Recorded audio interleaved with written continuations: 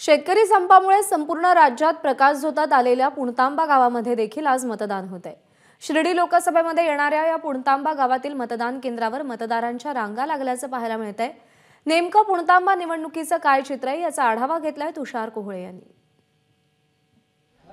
शेतकरी संपाने महाराष्ट्राच्या राजकीय पटलावर आलेल्या पुणतांबा गावामध्ये देखील आज मतदान होत आहे। आपण बघू शकतो की पुणतांबा गावातील जी जिल्हा परिषदची शाळा आहे इथे लांबच लांब मतदानाच्या या रांगा पाहायला मिळत आहे आणि मतदारांमध्ये एक वेगळा उत्साह देखील पाहायला मिळत आहे।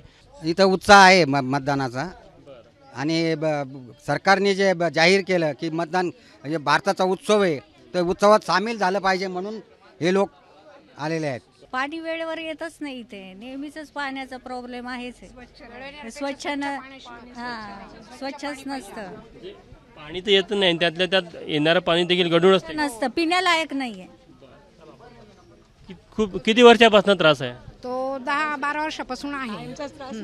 बरेच दिवसापासून त्रास आहे, कायम असंच होतं नेहमी। निवडणुका येतात जातात पण काही बदल नाही। पाण्याच्या कर्तव्य मतदान करण्याचं, आपलं कर्तव्य मतदान करण्याचं, तसं त्यांनी पण मतदान काम करण्याचं कर्तव्य दाखवावं। शेतकऱ्यांच्या समस्येमध्ये काही सुधार झाल्या का?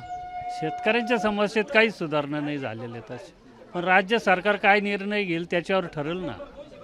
केंद्राचे काय निर्णय केंद्र घेऊ शकत नाही, केंद्राचा काय संबंध आहे? त्यांचे फक्त हमी भावावर राहतं, हमी भाव वाढवले तरच होईल ना। मला असं वाटतं सर्वसामान्याला शिक्षण हे माफक दरात मिळालं पाहिजे, अगदी उच्च शिक्षणापर्यंत, आणि शेतकऱ्याचे काही ठराविक प्रश्न आहेत ते सुटायला पाहिजे नक्की। असे अनेक प्रश्न आहे, तरी मात्र पुणतांबा या गावामध्ये या मतदान केंद्रावर जर बघितलं तर एक लांबच लांब रांगा आपल्याला पाहायला मिळत आहे आणि मतदारांमध्ये एक वेगळा उत्साह आहे। कॅमेरामॅन अमोल देशमुखसह तुषार कोहळे, एबीपी माझा, पुणतांबा, शिर्डी। एबीपी माझा, उघडा डोळे बघा नीट।